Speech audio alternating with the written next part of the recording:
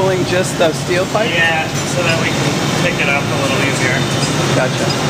Oh, after you stuck it in there, it just goes wonking hot? Yeah, and the further down here you gotta hold it, but heavier the piece. I gotcha.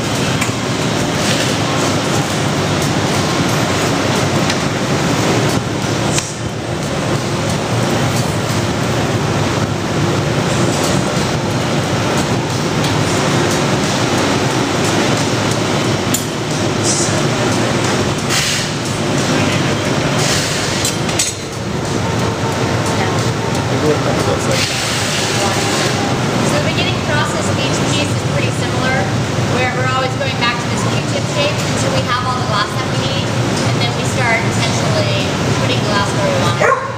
You mean adding some more on? Yeah, we're going to get one more gather. Gotcha.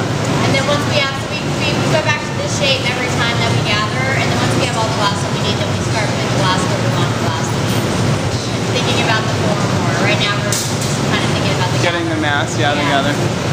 And if you don't roll it, does it start to then slump? Is that what it'll start happens? sagging. It's getting pretty cold now, so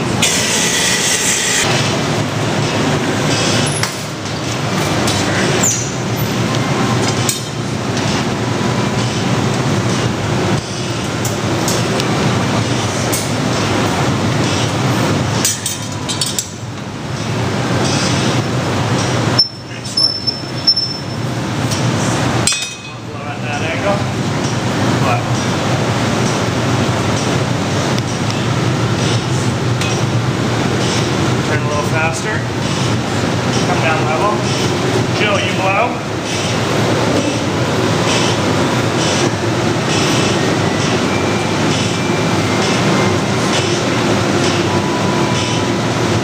Beautiful. Stop. Turn Andy. I'm going to neck a little more. Go up.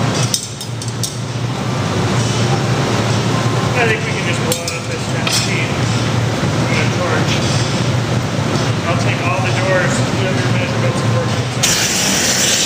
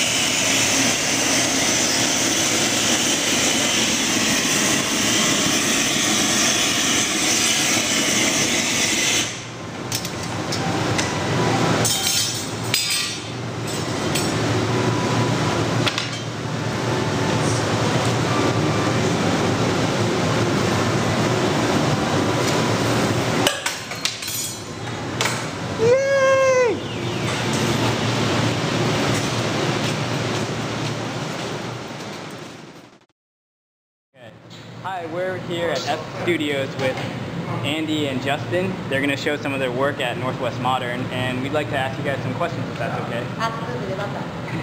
What do you see as a defining regional sensibility in art and design? I think that coming out of the region, you see a lot of people really interested in materiality, a lot of natural materials. We have a lot of friends that work with natural wood, and they usually really keep that element to it. I think that the material feeds the design in a way, and then the design really seems influenced by that atmosphere and the surroundings here in the Northwest. We have a lot of like wood, rain, water, those type of elements, and I see that in a lot of people's work. And there's definitely a modern aesthetic here too, and it's a smaller field of people that are working with that aesthetic. I think you see a lot of more traditional work coming out of the Northwest, which is why we love working out of here, because we like to kind of mix the two of them together. Do you think some ideas have these ideas have influenced your work? I think that they have, yeah. We came from New York, and we worked out of New York for about 10 years before we moved here. And in New York, the aesthetics were really different than here. We had actually, while we were living in New York, we would spend time working out of Seattle. And so we'd seen a lot of the Northwest glass work specifically. And it is a lot of traditional glass coming out of here. And I think the reason for that is glass takes so long to learn. It takes like 5 or 10 years to somewhat master, depending on how affluent you are at it. But there's so much tradition embedded in the technique. It takes a lot of breaking out of the technique and doing something new with it. And being in New York, we saw a lot of artists making we saw a lot of artists that weren't glass blowers, and we made a lot of work with like Robert Rauschenberg and Keith Smith and Jim Dine and Tony Alsler and a lot of really modern artisans, and they had no idea of the medium, so they would create these pieces that were really abstract and really forced us to kind of create a new technique in order to achieve what they wanted. So I think that we come from that sort of influence of a really experimental class, and then coming to the Northwest where it's really traditional. So we like to kind of embed both of them into our pieces. But yeah, we definitely are into modernism, and you can see that in the work where I think that the pieces look modern when there's less going on. There's maybe 1 or 2 design elements, like there's one color and one form, and it's a little bit more conceptual and less concerned with the technique on how we arrived at that point. And a lot of the more traditional glass, it's a lot of color work and a lot of color tricks, and you see these pieces at the end, and you know it's like, wow, how did they do that? I have no idea. But beyond that, there's not really much thought put into it. So I think there's a conceptualism that's our influence from the East Coast that we bring into the technical West Coast atmosphere. Being embedded, like you said, in the West Coast, which has this huge tradition of glass, you know, especially in this region. How have you reacted, you know, coming here? I mean, you seem to have a very much of a conceptual or art influence in your glass. A lot of the stuff, for example, that we were looking at, if we're getting into the show, even though it's functional, seems like conceptual art glass and fine art to us. And right now you said, well, you know, you consider yourselves designers. You know, when I was looking at your work, it felt like artwork to me. Right. And how do you feel in between those boundaries of art and design? Well, I think it's an interesting conversation, and we both started off as fine artists. And when I learned to blow glass, I was a fine artist, and I was looking to just add a material to my vocabulary. I wasn't ever really interested in being a glass blower. I just thought, you know, glass would be a cool material, and if I could make the ideas that I can draw in glass, I thought that's as far as I ever really wanted to go with it. So it was definitely, I was exploring glass definitely first as a fine artist. And so I think you see a lot of that in the work. But then I think that we specifically target the design community. We sell our work to design showrooms almost exclusively. So we don't sell to any glass galleries, but we sell to fine art galleries and then to design showrooms. So you made a gradual transition as your work kind of progressed in the medium, is that? Yeah, I think so. Well, I guess we were looking at glass as a medium for an artistic expression, and then we were also looking for ways to support ourselves. And so we thought design, and I just happen to love design as well, and I love the idea of taking something that's sculptural and assigning a function to it and giving it a purpose. because I think that there's something about glass where usually you see it on a pedestal and it's not meant to be touched, and you can look at it. And I love the idea of actually holding this piece that you would normally be told not to touch, and you hold it, drink out of it, pour from it, and actually use it in your everyday life.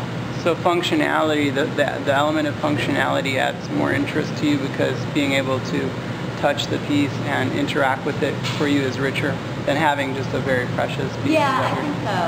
Yeah, and a lot of the work is really sculptural. I think we kind of straddle back and forth between the two, and Justin and I both have really different backgrounds. I come from a strictly fine art background, and he's really traditionally trained in glass blowing. He trained in Italy with Pino Signoretto, who's the maestro of sculptural glassworks, and he's still living today.